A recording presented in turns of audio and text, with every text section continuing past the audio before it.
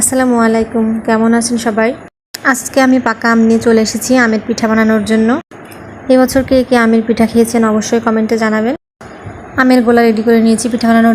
দিয়ে দিলাম half cup ময়দা, এরপর দিলাম সামান্য পরিমাণ সুজি, হাফ কাপ চালের গুঁড়ো, পরিমাণ মতো চিনি।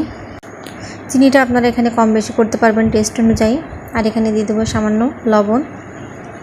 সব কিছু এবার ভালোভাবে মেখে নিতে হবে।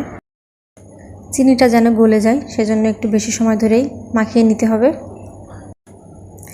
ভালোভাবে সব কিছু মিশিয়ে নেওয়ার পর এটা 5 মিনিটের জন্য রেস্টে রেখে দেব, তাহলে সুজিটা একটু নরম হবে। এবার গরম তেলের উপরে এগুলো ভালোভাবে ভেজে নেব।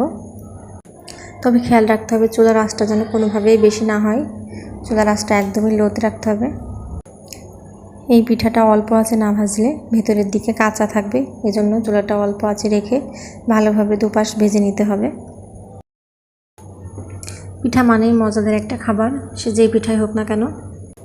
আর এটা তো রসালো মিষ্টি আমের পিঠা, এটা তো অবশ্যই আরও বেশি মজাদার হবে। পিঠার এক পাশ ভাজা হয়ে গেলে অন্য পাশটা উল্টিয়ে ঠিকঠাক মতো ভেজে নিতে হবে লালচে করে।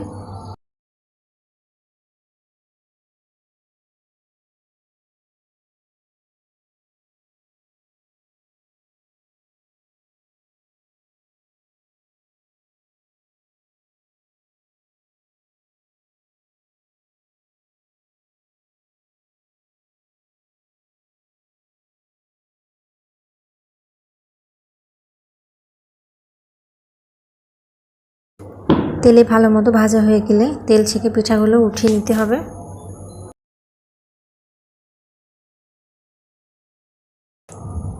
বাকি যে গোলাটুকু রয়েছে সবটুকুই আমি এভাবে ভেজে নেব।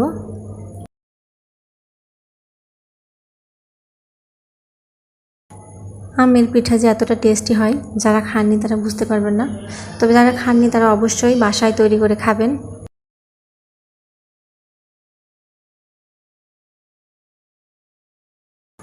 আমার মতো কার কার আমের পিঠা পছন্দ কমেন্টে জানাবেন।